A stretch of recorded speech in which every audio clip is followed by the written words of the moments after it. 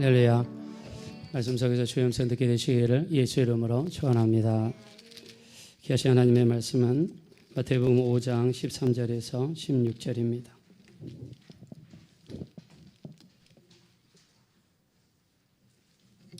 좀 기니까 교도하겠습니다. 제가 먼저 하겠습니다. 너희는 세상의 소금이니 소금이 만일 그 맛을 잃으면 무엇으로 짜게 하리요?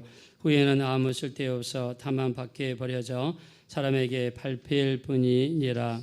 너희는 세상의 빛이라. 산 위에 있는 동네가 숨겨지지 사람이 등불을 켜서 말 아래에 두지 아니하고 등경 위에 두나니 이러므로 집안 모든 사람에게 빛이 느니라. 이같이 너희 빛이 사람 앞에 비치게 하여 그들로 너희 착한 행실을 보고 하늘에 계신 너희 아버지께 영광. 우리 주보에 보면 그 밑에 베드로전서 3장 1절 다 같이 합독합시다. 시작. 아내들아 이와 같이 자기 남편에게 순종하라. 이는 혹 말씀을 순종하지 않는 자라도 말로 말미암지 않고 그 아내의 행실로 말미암아 구원을 받게 하려 함이니. 아멘. 따라하겠습니다. 그들로 너희 착한 행실을 보고. 다시 한번 우리 고백합시다. 그들로 너희 착한 행실을 보고. 여러분 주변에 많은 분들이 여러분의 착한 행실을 보고 예수 믿게 되시기를 예수 이름으로 축원합니다. 네, 우리 성경에서는 우리를 오늘 말씀에 너희는 세상의 소금이다, 너희는 세상의 빛이다라고 말씀했습니다. 자, 이 말은 우리가 세상에 있으면서 살아가면서 말씀대로 순종하며 살아갈 것을 말씀했습니다. 자, 우리가 세상에 살면서 빛과 소금의 역할을 감당하고 그 가운데에서 우리가 예수 믿는 것을 사람들에게 보이고 우리는 말씀대로 이렇게 살고 있다, 믿는 사람은 이렇게 변화될 수 있다는 것을 보임으로써 세상 속에 들어가 많은 사람들을 전도하는 의미에서 소금과 빛의 역할을 감당하라고 말씀했습니다. 자, 우리가 세상에 살면서 여전히 세상 사람들과 똑같이 살아간다 그러면 누가 우리를 통해서 예수 믿을 수 있으며 교회 나올 수 있겠습니까? 저는 최근에 이 뉴스를 하나 접했습니다. 2020년 12월 23일 작년 크리스마스 이틀 전이죠. 미국 버팔로의 북쪽에 보면 나이아가라 폭포가 있죠. 또 캐나다 쪽에서 보면 온타리오 주 남쪽에 보면 나이아가라 폭포가 있습니다. 거기는 미국과 캐나다의 국경선이죠. 자, 근데 12월 23일인데 이때 온도가 영하 12도, 그 다음에 그날 온 눈이 1m 10cm가 왔다고 그럽니다. 그쪽 지역에 엄청난 눈보라가 쏟아져 가지고 그날 죽은 사람들의 숫자가 35명이었다고 합니다. 이때 한국 사람들이 운전사를 포함해서 10명의 관광객들이 나이아가라 폭포를 올라가다가 중간에 차가 고장이 났습니다. 눈보라 속에서 추위에 떨면서 생사의 갈림길에 있을 때 이들에게 손을 내밀어 준 미국 부부가 있습니다. 남편은 치과 의사고 아내는 간호사이신데요. 자, 이분들이 한국 사람들한테 손을 내밀었습니다. 원래 미국에서는요, 운전하시다가 만약에 입안에서 걸리시잖아요. 운전면허 보여주세요. Driver's license and insurance please 그러면은 절대로 여러분 손을 안쪽에 넣으면 안 돼요. 손을 이 안에 있는데 손을 넣어도 되겠느냐 허락을 받고 하셔야 돼요. 운전면허 보여주세요 그러면 그래 하다가 손을 딱 내밀면 나도 모르게 총 맞아서 있을 수 있습니다. 그 정도로 미국은 심각해요. 그 다음에 집에 누가 와서 문을 두드리면 문을 열어줘요, 안 열어줘요? 안 열어줘요. 우리 한 달 전인가 미국에서 이런 일이 있었죠. 어떤 한 흑인 아이가 어떤 집에 가서 문을 이렇게 두드렸는데 문을 열자마자 안에서 백인 남자가 총으로 쏴서 죽였죠. 그 정도로 심각한 데가 미국입니다. 자, 근데 이 버팔로 부부는요, 한국 사람들에게 문을 열어줬습니다. 그리고 2박 3일 동안 눈보라를 피해갈 수 있도록 차를 고칠 때까지 편의를 봐줬습니다. 자, 그래서 굉장히 감격스러운 장면이길래 한번 여러분들과 같이 한번 보고 나서 우리 한번 빛과 소금의 역할에 대해서 한번 말씀을 나눠보겠습니다.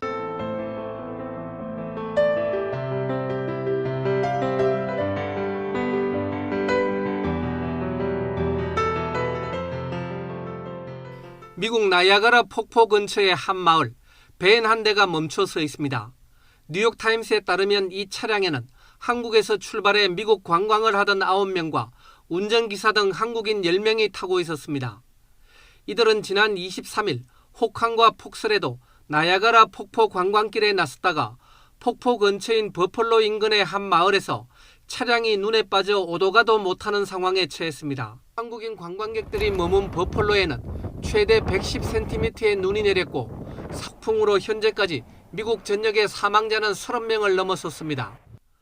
눈을 퍼내기 위해 삽을 빌리러 근처 한 가정집을 방문했던 이들은 안전을 걱정한 미국인 주인 부부의 초대로 2박 3일을 이 집에서 안전하게 머물렀다고 뉴욕타임스는 전했습니다. 영하 12도에 눈에 갇힌 차 안에서 떨고 있던 한국인 9명에게 지금 사진에 보는 것처럼 이렇게 극진히 대접을 하고 침실도 내어줬습니다. 네. 2박 3일 동안 한국 요리를 만들어 먹으면서 크리스마스 연휴를 보냈다고 하는데요. 예. 이들 부부의 미담은 뉴욕타임스와 CNN 등에서 보도하면서 널리 알려지게 됐습니다. Turning what could have been a holiday weekend away from loved ones into a Christmas spent with family after all.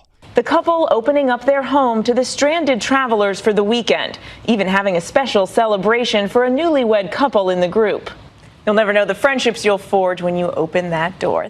위기에 처한 한국인 관광객들에게 도움을 준 미국인 부부의 배려, 그리고 이를 잊지 않고 보답하는 한국인들의 마음은 두 나라 국민들의 깊은 우정을 보여줬습니다.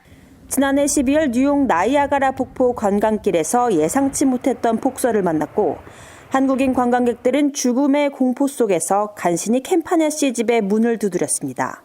치과의사 캠파냐 씨 부부는 간장과 고추장, 참기름 등 집안에 있던 모든 한국 음식을 내주며 이들과 함께 지냈습니다. 한국관광공사 뉴욕지사에서 이 부부를 찾아서 직접 초청장을 전달했다고 합니다. 그래서 그제 이틀 전이죠. 우리나라를 찾았고요. 모두 열흘 일정으로 우리나라를 방문합니다. 우리나라에 오는 게 오랜 꿈이었는데 그 꿈을 이뤄서 영광이라는 말을 했다고 하는데요. 한국인 관광객들은 캠파냐 씨 부부를 위해 한국의 전통과 마음이 담긴 작은 선물들을 건넸습니다.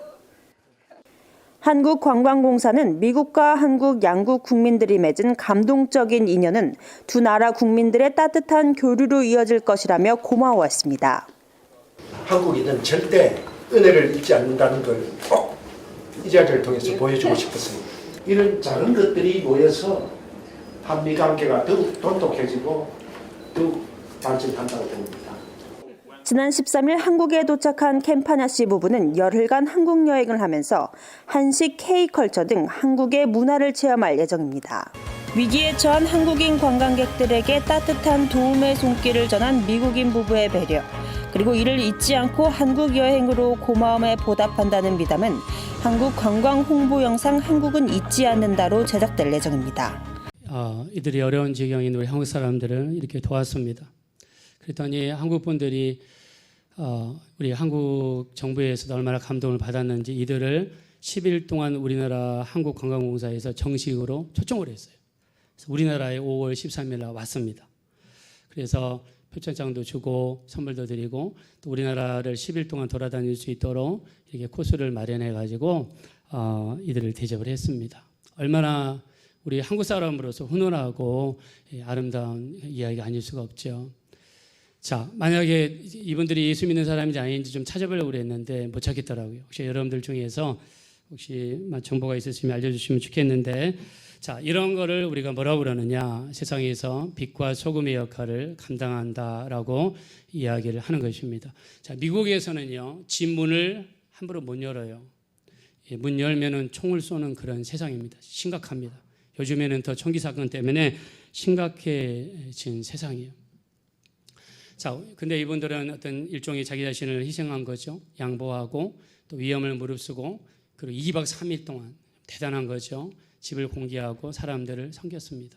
자기 집에 있는 음식을 사가지고 오고 또 한국 슈퍼에 가가지고 이렇게 한국 음식 같은 거를 가져와가지고 이게 섬겼습니다.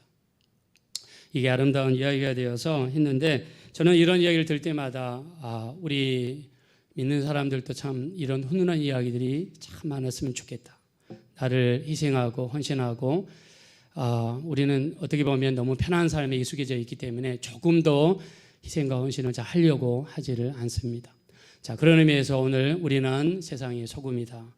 우리는 세상의 빛이다. 우리 이 말씀을 자, 전도의 입장에서 한번 살펴봤으면 좋겠습니다. 자, 13절 말씀으로 가겠습니다.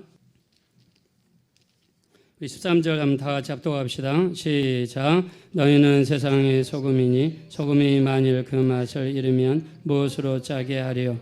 후에는 아무 쓸데없어 다만 밖에 버려져 사람에게 밟힐 뿐이니라. 아멘. 여러분, 소금은 너무너무 귀한 거죠.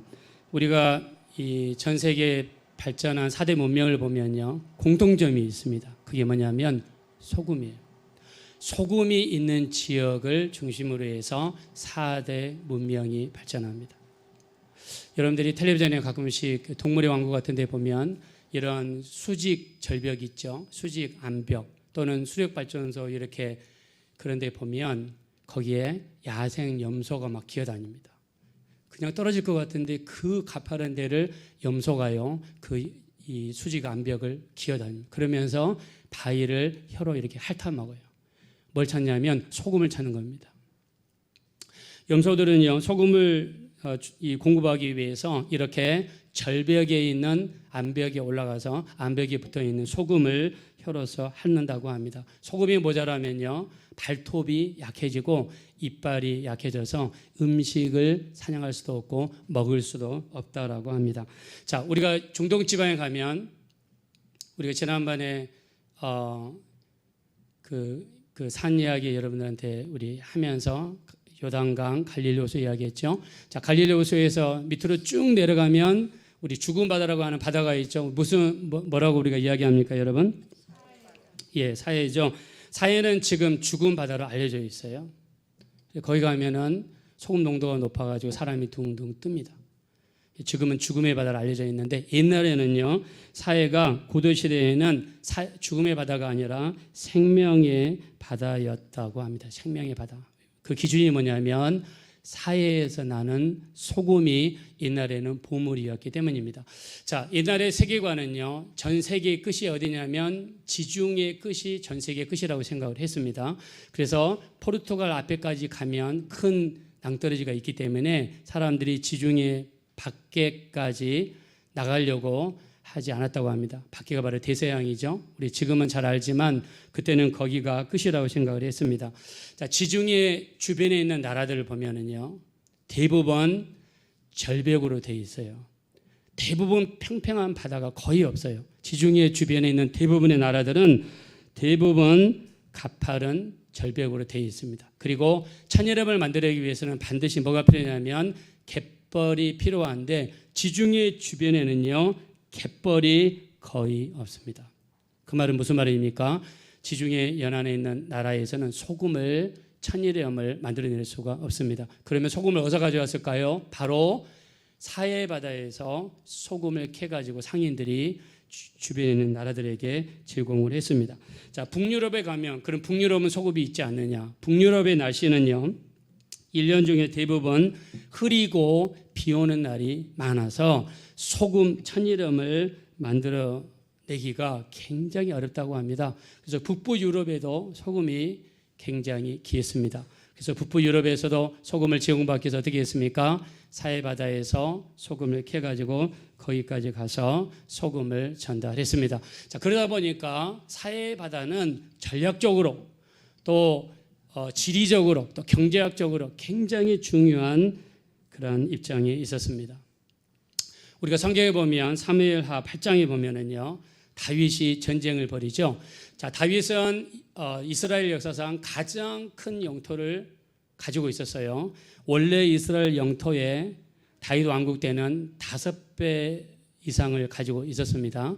자, 사무엘하 8장에 보면 에돔 왕국과의 전투가 이 표현이 되어 있어요. 사무엘하 8장 13절에 보면, 자, 근데 다윗이 에돔 왕국과 아주 있는 힘을 다해 전투를 합니다. 그렇게 해서 전쟁에서 이겨서 에돔 왕국 사람들 18,000명을 죽입니다. 그리고 거기에 수비대를 만들고 이스라엘 군대가 진을 치게 만듭니다. 자, 그리고 나서 다윗이 무슨 길을 닦냐면 예루살렘에서 사해 북쪽까지 갈 수 있는 소금길을 만듭니다. 그래서 소금이 예루살렘까지 빨리 전달될 수 있도록, 그리고 예루살렘에는 소금이 전 세계로 수출이 될 수 있도록 경제적인 이권을 차지하기 위해서 다윗이 에돔 왕국이라는 곳을 공격을 하게 됩니다. 우리가 룻기서 여러분 아시죠? 룻 이방 여인으로서 나오미 며느리가 되어서 예수님의 족보에 오른 여자죠. 자, 나오미가 그 이스라엘의 흉년이 들었을 때 모압 지방으로 피난을 갑니다. 우리 그 룻기서 1장에 보면 그때 가족을 데리고 모압으로 피난 갈 때 갔던 그 길이 바로 소금길입니다. 자, 그래서 이 소금, 우리가 사해바다는 지금은 죽음의 바다지만 옛날은 이 소금이라는 것 때문에 굉장히 중요한 가치를 가지고 있었다. 자, 우리가 이 고대 사회에서요, 서로 약속을 할 때 우리가 중요한 약속을 하거나 물건을 서로 교환하거나 계약을 할 때에는요, 상대방 집에서 소금을 가져옵니다. 그리고 음식을 먹으면서 상대방 음식에다가 자기 소금을 뿌려줍니다. 나는 상대방에도 소금을 쳐서 음식을 먹겠죠. 이렇게 계약을 할 때 상대방의 소금을 먹으면서 소금을 넣고 서로 약속을 했습니다. 그래서 이것을 소금 언약이라고 그럽니다.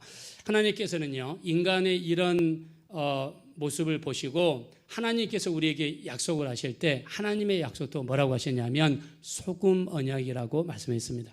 레위기 2장 13절에 보니까 하나님께서 백성들에게 하나님께 제사를 드릴 때 소금을 쳐서 하나님께 제사를 드리라고 하시면서 소금 언약이라고 말씀했습니다.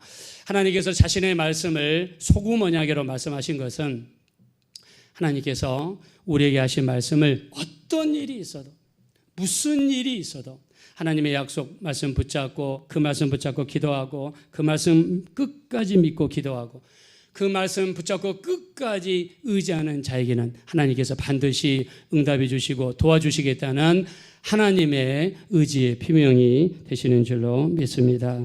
우리 믿으시면 다 같이 아멘 하겠습니다. 자, 그래서 하나님은 소금을 두고 약속하셨어요. 어떤 일이 있어도 내가 언약을 지키겠다. 소금은 또 어떤 일을 합니까? 우리가 소금을 치면 썩지 않습니다. 오랫동안 음식을 저장할 수 있어요. 그래서 유태인들은요, 네덜란드에 살 때 청어에다가 소금을 쳤어요. 그래서 고기를 오랫동안 저장하는 방법을 터득했습니다. 그래서 동인도라가는 회사를 최초로 만들었어요. 이게 세상에서 최초로 만들어진 주식회사죠. 주식을 팔아서 사람들로부터 투자금을 걷고 그걸 이용해서 더 많은 배를 만들고 그렇게 해서 동인도 회사가 만들어졌습니다. 그래서 소금은요, 생선과 생선 사이를 썩지 않게 만드는 중요한 역할을 합니다. 자, 이 세상은요, 죄로 말미암아 썩어서 수많은 사람들이 죄악 중에 태어나 수많은 죄를 짓다가 죄악 중에 죽어서 영원한 심판을 받을 수밖에 없는 우리들이었습니다. 근데 우리가 예수 믿었어요. 우리는 생명의 말씀, 하나님의 말씀을 받아들였습니다. 예수 믿으면 구원받는다는 것을 알았습니다. 예수 믿으면 심판을 피한다는 것도 알았습니다. 예수 믿으면 천국 간다는 것도 알았습니다. 하나님의 말씀대로 거하는 것이, 말씀대로 지키는 것이 우리에게 생명이고 구원이고 은혜가 되고 하나님의 도움이 됐다는 것도 알았습니다. 이렇게 살아가는 삶을 우리는 소금의 삶이라고 그럽니다. 여러분들도 하나님 말씀이 여러분 속에 온전히 거하셔서 소금의 삶이 되어지시기를 예수 이름으로 축원합니다. 자, 옆에 있는 분들 한번 고백하겠습니다. 우리는 세상의 소금입니다. 한번 고백. 소금의 역할을 감당하기 원하시면 다 같이 아멘 하겠습니다. 두 번째는요, 빛입니다. 빛은 뭡니까? 어두움을 밝히는 것이죠.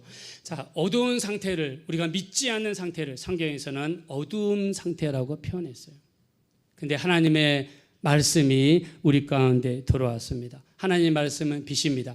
빛이 우리 가운데 비치니까 우리가 죄악 가운데 거하는지 말씀 가운데 거하는지 우리를 비춰주는 말씀이 우리에게 거하고 나서 우리는 깨닫게 되었습니다. 그래서 우리는 이 소금과 빛이 되어서 세상 속에 들어가 할 수만 있으면 바르게 사는 모습, 말씀대로 사는 모습, 거룩하게 사는 모습, 정직하게 사는 모습, 양보하며 사는 모습, 희생하며 사는 모습을 사람들에게 보여줘서 예수 믿는 사람들은 정말 다르구나.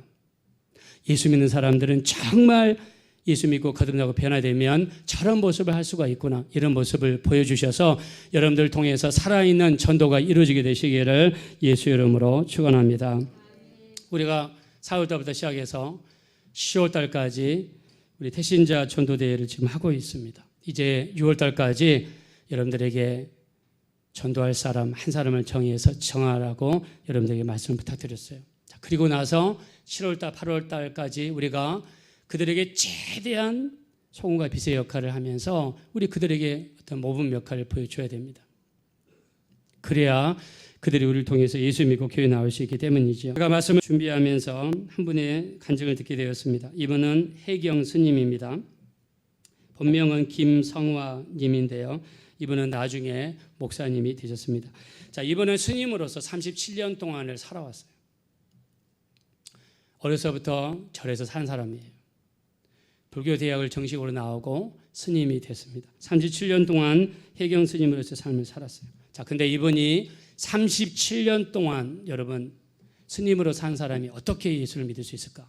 불교의 골수분자 중에 골수분자인데 어떻게 예수 믿을 수 있을까? 이분에게는 두 번의 기회가 있었습니다. 첫째는요, 이분이 대구에 있는 절에서 이렇게 근무를 하고 있는데, 자, 근처에 화원 교도소라고 하는 데가 있다고 합니다. 자, 그 교도소에 가서 절을 다니는 사람들이 있으면 그들을 모아놓고 같이 이렇게 예불을 드리면서 또 이렇게 말씀도 이렇게 전하고 이런 일을 했던 것 같습니다. 자, 근데 하루는 월요일 아침에 화원교도소 보안과장님이 연락이 왔답니다. 오늘 사형을 집행하는데 스님 아침 9시 반까지는 꼭 와주십시오. 그리고 종교 행사는 5분입니다. 라고 이야기를 하더래요. 자, 근데 자기가 인도하는 사람 중에서 손모군이 있는데 나이가 26살입니다. 이 손모군은요, 자기랑 약혼녀가 있는데 약혼녀랑 심하게 다투다가 마음이 불만을 품고 약혼녀를 살인했습니다. 자, 그리고 약혼녀의 편을 드는 그 어머니까지 같이 죽였습니다. 이걸로 인해서 잡혀가지고 교도소에 와서 사형수가 되었습니다. 근데 그날 와서 보니까 26살 먹은 이 손모군의 사형 집행을 하는 거예요. 자기가 마지막 연부를 드려주고 유래의 말을 전해야 될 사람이 바로 이 손모군이 되었습니다. 이 손모군이 교도관들에 의해서 이렇게 사형장 안으로 끌려오는데 다리가 완전히 풀려가지고요, 서지를 못합니다. 질질질 끌려와요. 그리고 눈동자를 보니까 눈동자가 완전히 가끔씩 흰자가 보이면서 돌아갑니다. 얘를 이제 이 간신히 세운 다음에 5분 정도 간단하게 위로의 말을 전하고 연부를 드려줬습니다. 근데 연부를 도무지 듣지는 못하는 거예요. 자기를 쳐다보지도 못합니다. 그러면서 교수대 사형장으로 끌려가는데 소리를 고래고래 지르면서 울면서 죽고 싶지 않다고 절규절규하다가 강제로 목에 줄이 메어져서 거기서 사형 집행이 되었습니다. 그 두려움에 떨고 있는 그 얼굴을 잊을 수가 없었어요. 근데 그 다음 차례가 누구였냐면 장모군이었다고 합니다. 장모군은요, 나이가 22살이 정모군인데요, 나이가 22살입니다. 이 정모군은 태권도 사범인데요, 관장님과 이렇게 서로 싸움이 나가지고 홧김에 관장을 죽였습니다. 그리고 관장 시체를 유기해서 이 태권도 체육관 땅 밑에다가 거기다가 묻었습니다. 원래 그런다고 그럽니다. 살인해도 자수하고 돌아오면 그냥 몇 년형 아니면 뭐 수십 년형에 그냥 그치는데 사람을 유기하고 죽이게 되면 사형을 받게 된다고 합니다. 정모군 차례가 되었습니다. 근데 이 정모군은요, 교도소에 들어와서 전도를 받아가지고 예수를 믿었는데 뜨겁게 변화된 사람이었어요. 그래서 정모군에 대해서 알고 있었습니다. 이 형제가 들어오는데 교도관들이 양쪽이 자꾸 들어오는 것이 아니라 힘차게 들어오는데 얼굴은 밝았고요. 그 다음에 입에서는 찬송가가 나오고 있었습니다.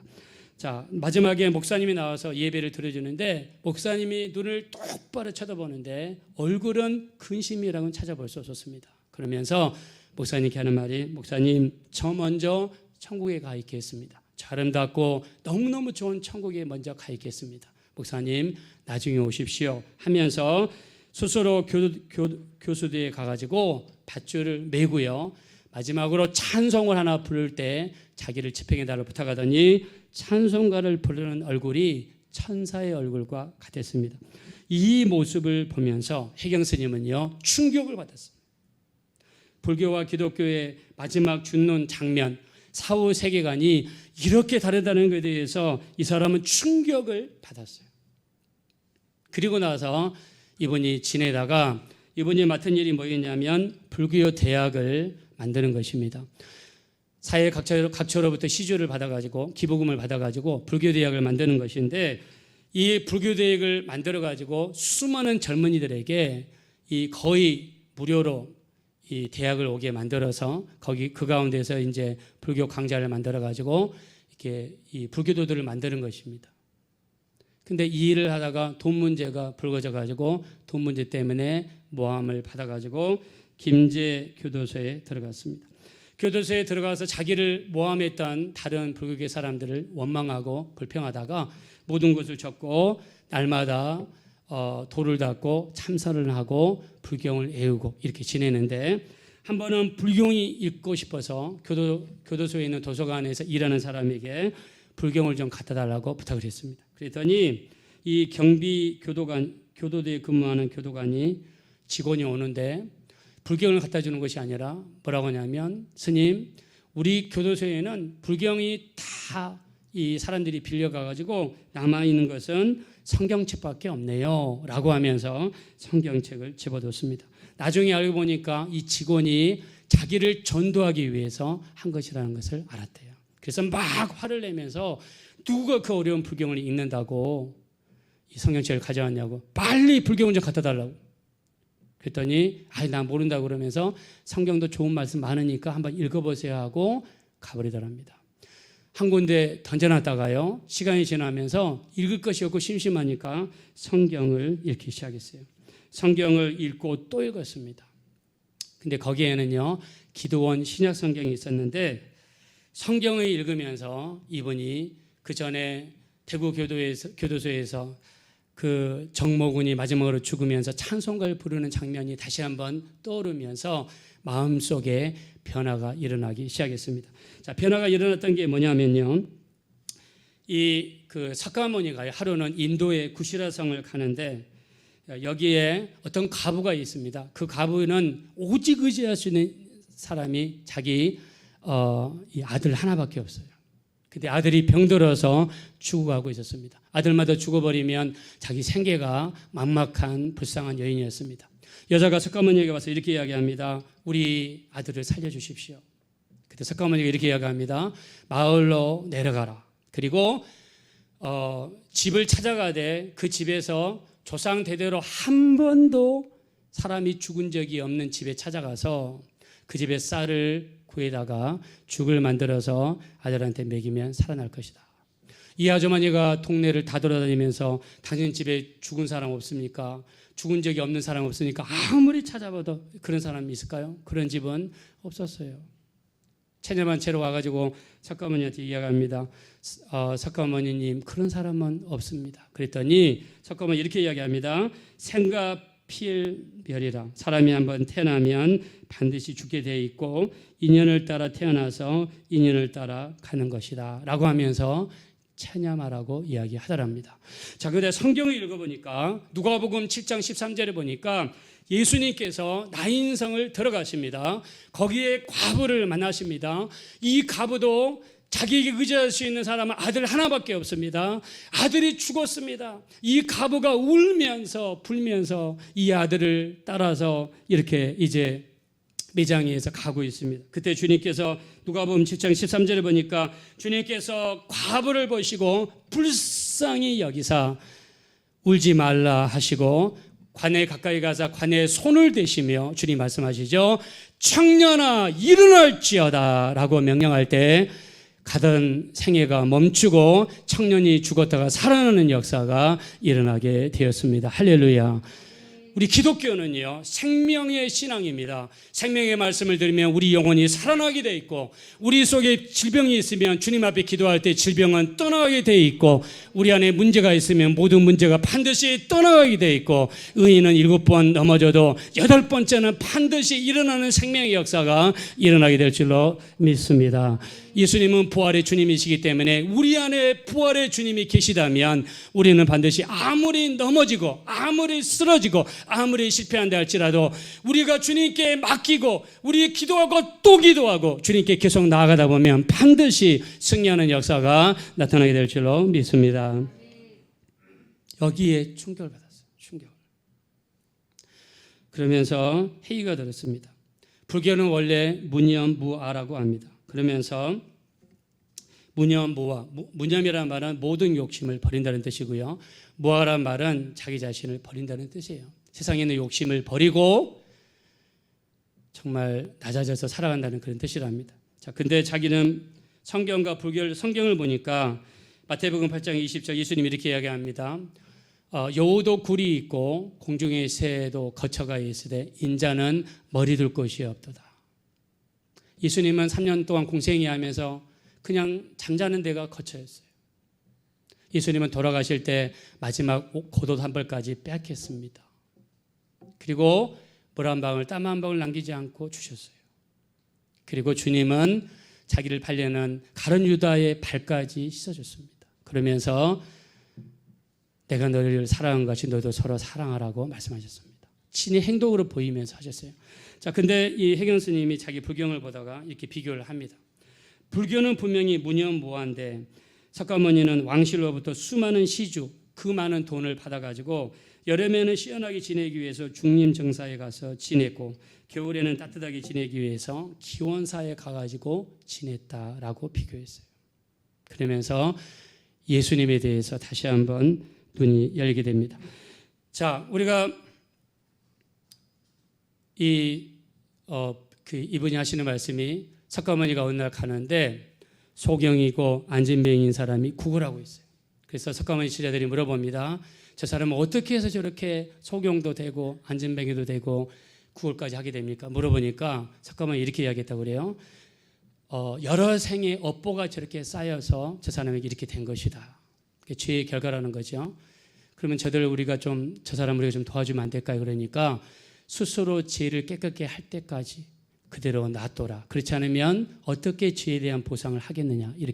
이런 구절이 나온다고 그래요. 자, 근데 우리 요한복음 보면 요한복음 9장 1절에 보면 소경에 대한 이야기가 나옵니다. 이 해경 스님이 요한복음 9장을 읽다가 이렇게 이야기합니다.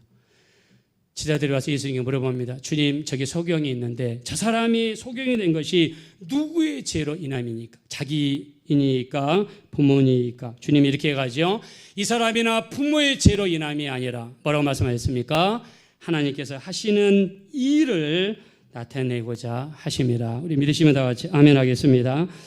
하나님의 영광을 나타내기 위해서 예수님께서는 땅에다 침을 뱉으십니다. 진흙으로 이기십니다. 그리고 그걸 손으로 짚습니다. 그리고 눈에다가 붙여줍니다. 그리고 말씀하십니다. 실로암에 가서 씻으라. 실로암에는 보냄을 받았다는 뜻입니다. 실로암 연못에 내려가서 눈을 씻는 순간에 두 눈이 밝아져 가지고 눈을 뜨는 역사가 나타났습니다. 할렐루야. 어느 날 이분은 이 불교에서 높은 스님들이랑 같이 잔치에 대접을 받았습니다. 같이 갔던 높으신 스님들이 가자마자 갈비를 뜯어먹고 고기를 먹고 그 다음에 돼지고기도 드시고 닭고기도 드시고 고기를 앉자마자 드시더랍니다. 해경 스님은 너무너무 놀래가지고 어떻게 원래 불교에서는 고기를 안 먹지 않습니까? 살생한다 그래서. 불교에서는 밥을 하다가요. 나무에 벌레가 있는 채로 불을 태웠다. 그러면 그 밥을 다 뒤집어 엎고 다시 밥을 해가지고 다시 불을 뗐다고 합니다. 살생했다고. 근데 스님들이 고기를 마음대로 먹는 걸 보면서 제일 지체 높은 스님한테 이렇게 물어봤다고 합니다. 스님, 우리 고기 먹어도 됩니까? 그랬더니 모든 것이 마음에 달려 있으니 고기라고 생각하지 말고 나물이라고 드십시오. 소는 도끼로 잡으니 도끼나물이고 돼지는 색깔이 검정색이니 검나물이고 닭은 울타리 밑에서 자라니까 천리채가 아니겠습니까? 라고 하면서 먹으라고 그러더래요. 거기에서 이분은 완전히 돌아섰다고 합니다. 자, 불경에 나와 있는 내용과 전혀 다른 모습으로 살아가는 이들의 모습을 보면서 성경과 비교하고 예수님과 비교하면서 이분이 37년 동안 몸담았던 불교를 벗어버리고 그리고 신학교에 가서 지금은 목사님이 되셔서 복음을 증거하고 있습니다. 제가 여러분한테 해경 스님의 이야기를 한 이유는요. 만일 우리도 마찬가지입니다. 너희 오른쪽 뺨을 치거든 왼쪽 뺨을 대라 성경이 이야기했어요. 오리를 가고자 하거든 심리까지 가져라 그랬어요. 속옷을 달라고 그러거든 겉옷 가져오라 말씀했습니다. 우리가 교회 다니면서 우리가 예수 믿으면서 우리도 만약 빛과 소금의 역할을 감당하지 못하면 세상에 누가 우리를 보고 여러분 교회로 오겠습니까? 누가 우리를 보고 예수 믿으려 하겠습니까? 여러분 우리가 변화되지 않고 어정쩡하게 예수 믿거나 우리가 교회를 다녀도 어정쩡하게 교회를 다니고 한 발은 교회에 있고 한 발은 세상에 있고 우리가 주일날에는 우리가 거룩한 집사님인데요. 우리가 속된 말로 세상에 나가서는 잡사님이면 여러분 어떻게 하겠어요? 누가 우리를 보고 여러분들 예수 믿겠어요? 여러분 예수 믿고 안 믿는 것은 생명이 왔다 갔다 하는 겁니다. 죽고 난 다음에 우리가 정말 천국이냐 지옥이냐가 왔다 갔다 하는 거예요. 전 세계 85억 인구 중에서 예수 믿는 사람은 25억이에요. 여러분 우리가 교회 다녀보면 하나님께서 보여주시는 것도 있고 여러분 들리게 주시는 것도 있잖아요. 때로는 천국에 갔다 와서 간증하시는 분도 있잖아요. 때로는 우리가 영안이 열려서 기도하다가 악한 영들의 방해도 여러분 눈으로 보잖아요. 여러분 예수 믿는 것은 우리가 도덕생활이나 윤리생활이 절대로 아니에요. 우리 예수 믿는 것은 죽느냐 사느냐예요. 내가 죽었을 때 천국에 가느냐 지옥에 가느냐라고 정말 갈라지는 겁니다.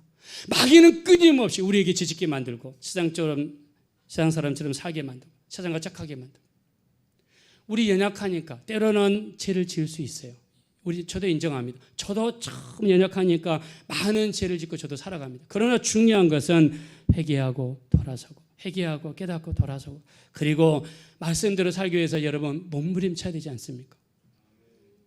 빛과 소금의 역할을 감당해야죠. 그래야 우리 저 사람은 정말 예수 믿는 사람 같다.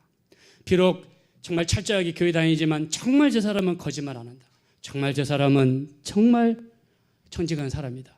우리 빛과 소금의 역할을 감당해야죠. 아까 제가 초반부에 보여드렸던 버팔로 그 부부처럼 여러분 우리가 우리 자신을 헌신하고 우리 자신의 것을 내어주고 희생하면서 우리가 살아간다 그러면 사람들이 왜 감동받지 않겠습니까? 어떤 집사님 시집을 갔는데 믿지 않는 집안이 시집을 갔어요. 시어머니가 교회 다닌다고 그렇게 핍박을 합니다. 그런데도 새벽기도 가고 그런데도 예배 드리러 가고 주일 예배 드리러 가고 가는 거예요.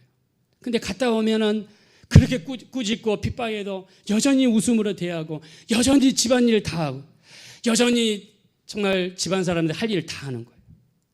한 번은 시어머니가 아파서 누웠습니다. 그랬더니 며느리가 저 어머니 위해서 새벽마다 가서 기도한다고 그러고 그 다음에 평상시 안 먹던 음식을 또 갖다가 해주고 지극정성을 해주고 이마에다가 그 수건 가져가서 해주고 너무너무 잘해줍니다. 어머니 우리 교회 한번 가시지 않겠냐고.